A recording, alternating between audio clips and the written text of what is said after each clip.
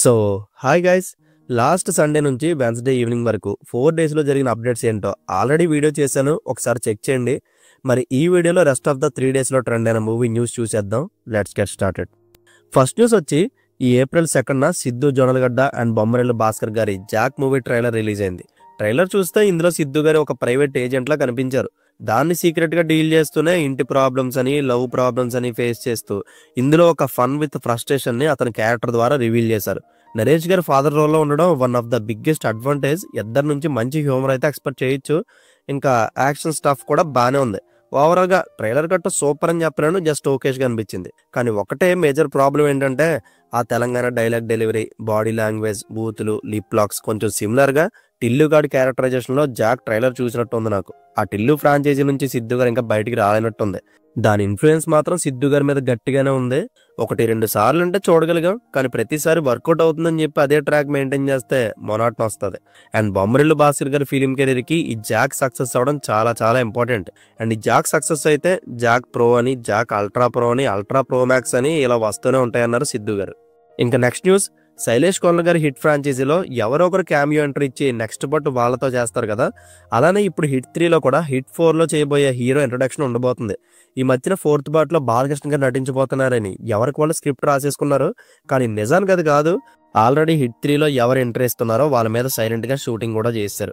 Media లీక్ని కూడా బయటపెట్టేసింది. దీని మీద శైలేష్ కొల్ల గారు వెంటనే రియాక్ట్ అయ్యి, మేము ఎంతో ఎఫర్ట్ పెట్టి సినిమా తీస్తుంటే ఇలా సింపుల్ గా రివీల్ చేసేయడం కరెక్ట్ కాదని పాప ఆయన బాధ చెప్పుకున్నారు. అందుకే నేను కూడా అది ఎవరని రివీల్ చేయట్లేదు, బట్ ఆల్రెడీ మీకు తెలిసిపోయి ఉంటుంది. Next news, Pushpa and Dasara ఇంకా చాలా మూవీస్ కి విఎఫ్ఎక్స్ టెక్నీషియన్ గా 15 ఏళ్ల నుంచి ఇండస్ట్రీలో ఉన్న హరికృష్ణ గారు ఇప్పుడు డైరెక్టర్ గా డెబ్యూ చేయబోతున్నారు. అభిషేక్ నామత్ దీన్ని ప్రొడ్యూస్ చేస్తున్నారు. ఆల్రెడీ సేతు అనే టైటిల్ తో పోస్టర్ కూడా రిలీజ్ అయిపోయింది. ఇది రామాయణానికి సంబంధించి కథ అంట. హ్యూజ్ లెవెల్లో విజువల్ పరంగా ఆడియన్స్ కి గ్రాండ్ ఎక్స్పీరియన్స్ ఇవ్వాలని గట్టిగానే ఖర్చు పెడుతున్నారు. దీనికి ఫుల్ డీటెయిల్స్ త్వరలో తెలుస్తాయి.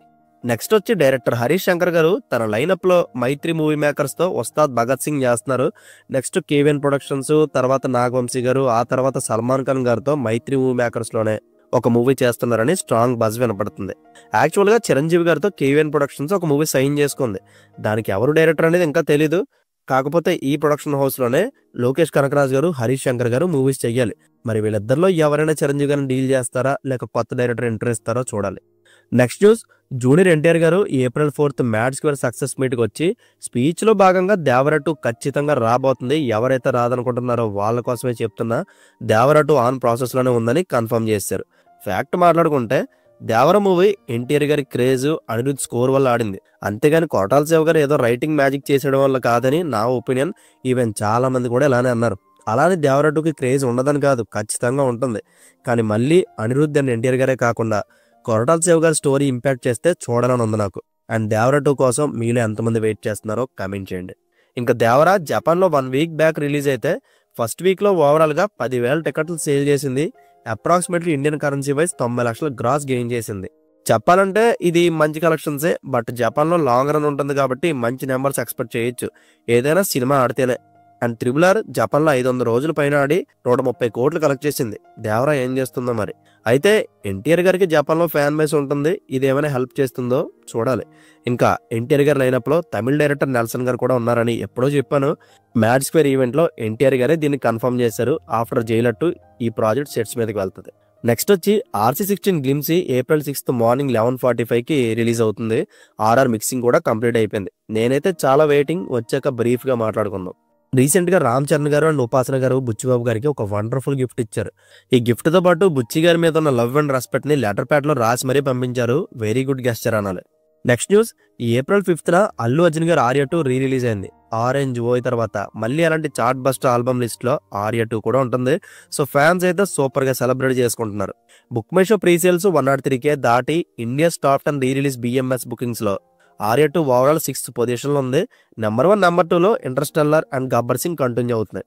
ఎలాగో వీకెండ్ ఉంది, పెద్దగా సినిమాలు కూడా ఏమి లేవు కాబట్టి ఆర్య 2కి ఫైనల్ గా మంచి నెంబర్స్ చూడొచ్చు. ఆల్రెడీ ప్రీ సేల్స్ లోనే 2,50,00,000 దాటిందని చెప్తున్నారు. ఇంకో పక్కేమో 1991 బాలయ్య గారి కెరీర్లోనే కాదు తెలుగు ఇండస్ట్రీలో one of the iconic films అయిన ఆదిత్య 369 4K క్వాలిటీతో ఈ ఏప్రిల్ 4th థియేటర్స్లో రిలీజ్ అయింది. దీనికోసం బాలయ్య గారు ఓన్గా ప్రమోషన్స్ కూడా చేసుకున్నారు. బట్ అన్ఫార్చునేట్గా ఈ సినిమాని ఎవ్వరూ ఆదరించలేదు. షాకింగ్లీ ఫస్ట్ డేనే వాష్అవుట్ అయిపోయింది. వీటి కలెక్షన్స్ ఎంత వచ్చాయో వెన్స్డే మార్నింగ్ అప్డేట్స్లో చెప్తా. నెక్స్ట్ వచ్చి యాజ్ ఎక్స్పెక్టెడ్ ఎంపురాన్ మూవీ మలయాళంలో ఇండస్ట్రీ హిట్టే కూర్చుంది. ఈ అచీవ్మెంట్ని జస్ట్ 9 daysలో అందుకుంది. ఓవరాల్ 102 కోట్ల బ్రేక్ ఈవెన్ అచీవ్ చేసి ప్రజెంట్ 12 కోట్ల లాభాల్లో ఉంది. ఓవర్సీస్ అండ్ కేరళలో మాత్రం ర్యాంప్ పాడించేస్తుంది మూవీ. బట్ తెలుగు రైట్స్ని 6 కోట్లకి అమ్మితే ఇప్పటికి 2 కోట్లే కలెక్ట్ చేసింది. ఇంకా 4 కోట్ల నష్టాల నుంచింది. ఇంక ఇది రాబట్టాలంటే ఇంపాసిబుల్. 9 daysలో ఓవరాల్గా 240 కోట్ల గ్రాస్ని 114 కోట్ల షేర్ని రాబట్టింది ఎంపురాన్. లాంగ్ రన్లో దిల్మావ చెప్పినట్టు ఈజీగా 300 కోట్లు అచీవ్ చేస్తుంది. నెక్స్ట్ న్యూస్, ఈ ఏప్రిల్లో already Aditya 369 and Arya 2 release అయ్యాయి. వీటితో పాటు తెలుగు నుంచి ఇంకో 4 మూవీస్ కూడా రాబోతున్నాయి.